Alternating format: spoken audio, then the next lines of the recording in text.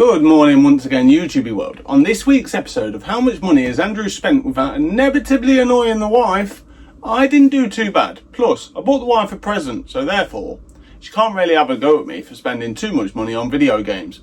Now, this week has been a bit all over the place. I've bought video games from many different places.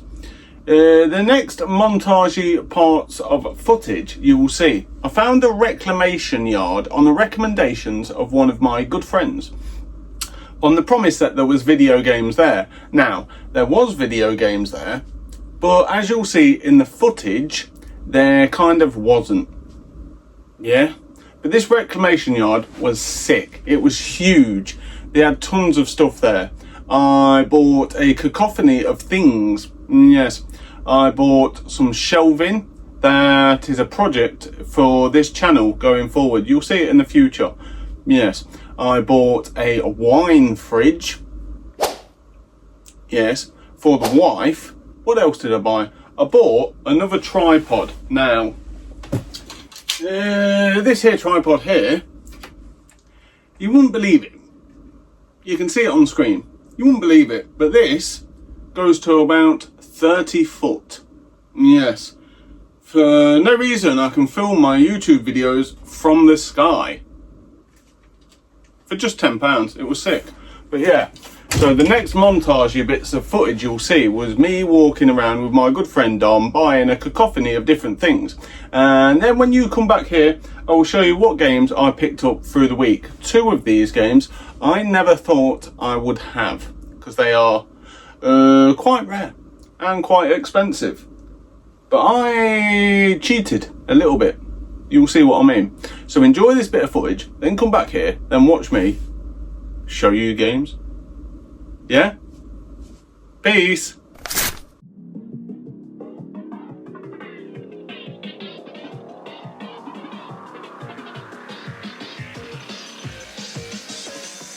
Double kill.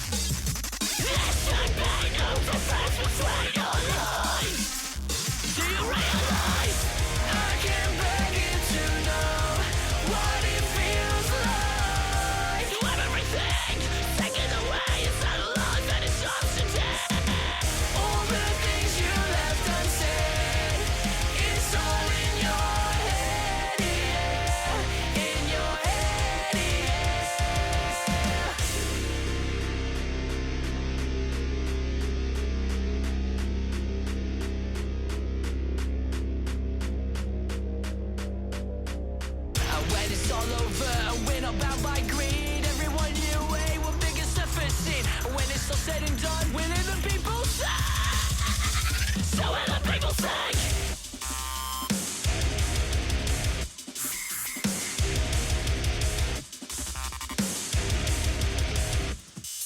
We're in the people's side.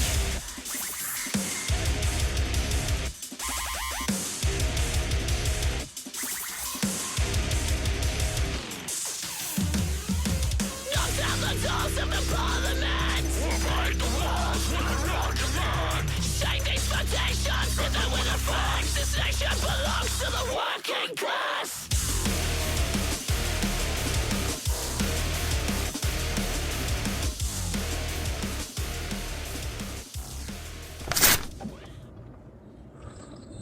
Having fun? Yeah, having fun, lad. Bargains all day. Yeah, buddy.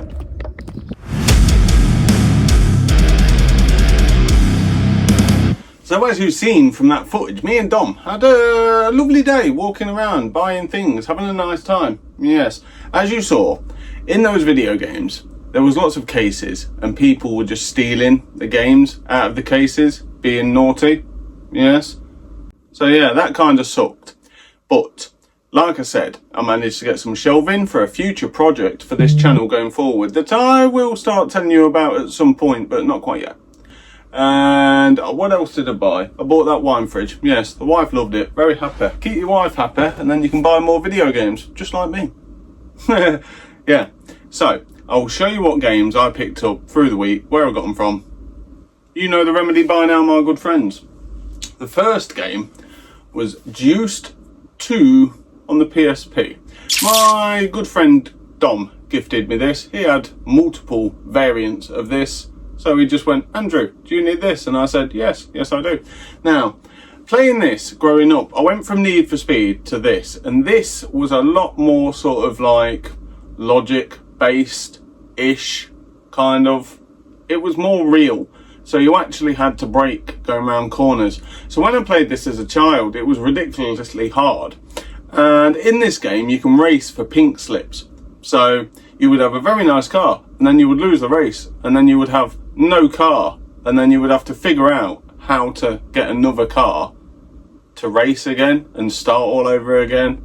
So I believe when I was a kid, I did that, raced for pinks, lost my car, and just went, I'll just play Need for Speed. So as an adult, I'm going to try and give this one more go and see how far I get. Yes, and everything's better handheld. So have a nice time. Cool, isn't it? The next game, my friend, I picked up from a charity shop. I believe I paid £9 in a charity shop. Now this game is sort of 20 quid-ish. So therefore, I saved a few more quid going to a charity shop. Yeah. And the game is Kessen 3 on the PlayStation 2.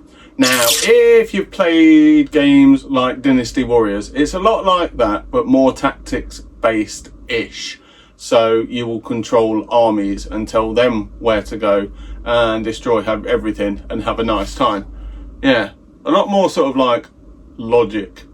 Logic seems to be the go-to word today, but you know what I mean? So in Dynasty Warriors, you run through levels, kill everything, solo in everything, having a nice time. In this, you actually have to use your mind a little bit. But yeah, super sick game. There is a few of these. I will get them all. You know me. If I get one, I have to get the rest. You know what I mean? It only makes sense. So yeah, super sick. The next game, once again, was another charity shop pickup. Now, upon further inspection, it is a reprinted cover, which is very annoying, but it was just £4. So it made sense to pick it up. And it is The Incredible Hulk on the PlayStation 2.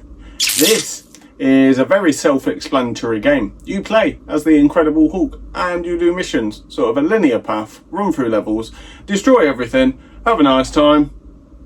Really cool. Like, I love the Marvel universe, so much so that my eldest son is named Loki. Yes, little snippet for you there. But yeah, super sick, really cool, like, pretty graphic on the front. The graphics in the game are not that good. They're PS2 sort of like baseline graphics. Do you get what I mean? They're not like super innovative or anything like that. It's just nice, pretty colours, having a nice time. But it is a reprinted cover because it has no PlayStation logo just there, which is slightly annoying. But it's like a really good reprinted cover. Yeah, and it ain't like it ain't a really rare game. Like if this was Rule of Rose and it was a reprinted cover, you'd be going absolutely crazy. But it's a £4 game. Play the game. Do you know what I mean? So the next game, my friend, was a pickup from my brother. Yes, he was out and about, and he knows I love The Simpsons, and I've got a few of The Simpsons games, but this is one that I just never picked up. I knew it existed. It ain't rare. I just never picked it up. It is Simpsons Skateboarding on the PlayStation 2. Kind of a baseline Tony Hawk's kind of game, but with Simpsons characters. It isn't that good. Like, yeah, there's a cacophony of different characters you can play as and have a nice time, but it's just do you know what I mean? But it's another Simpsons game in my catalogue that I didn't have. Like I said, I will get them all. There's not many. And like Simpsons Wrestling, it's like 10 quid and it's not good at all. You just continuously press one button and you destroy everything. But yeah, Simpsons games was more of a cash grab, I believe. They sort of like saw Tony Hawk's was doing good and was like, oh, what if the Simpsons skateboarding and we make it okay? That's what this is. But yeah, pretty cool. The last two games I never thought I would have in my collection, and then I cheated a little bit. They are like relatively expensive games on the PlayStation 1, and as you may know, I am learning Japanese, so once again the easiest way to pick up these games for really cheap is learn Japanese and then pick them up in Japanese. It's my top tip. I'm telling you, you'll all be doing it at some point, I think. Probably not, but you know what I mean. And the first one is Kingsfield 3. Now, fans of Elden Ring and Dark Souls, this is where it started. Yes. You let me know if you know about Kingsfield, but I have played both of these games for a copious amount of hours, and the graphics are absolutely abysmal. Yes, to the point where it like slightly sends you dizzy. Like the pixels are huge and they just move around all day. So you're staring at the screen and it's kind of like looking at the world through a slight kaleidoscope. Yeah. I played this admittedly on an LCD TV. I want to play it on a CRT. I moved my CRT, so I can't play it. So I'll move the CRT back. I'll do all that and then I'll play it and see if the pixels are as bad. I don't think there will be. Why didn't I plug it into a RetroTink? No idea. But either, Kingsfield 3. The last game follows suit from this one. Yes. And it is Kingsfield 2 now. I picked up both of these games because I was out and about in CEX in Rugby, no less. And they had a copy of Kingsfield 1. They had two copies and they were £120. So I did a little bit of research and I found a guy selling Kingsfield 3 and 2 on Vinted for £30. Do you know what I mean? And obviously, like, learning Japanese is not to everyone's taste. Like, everyone ain't got the time and the ability and whatnot. I get it. But I have. And I want to collect super cool, rare games. But I don't want to spend too much money. You know me. I am good for nothing. So, when I find a little cheat code of learning Japanese and picking up really cool Japanese titles, I'm going to do it.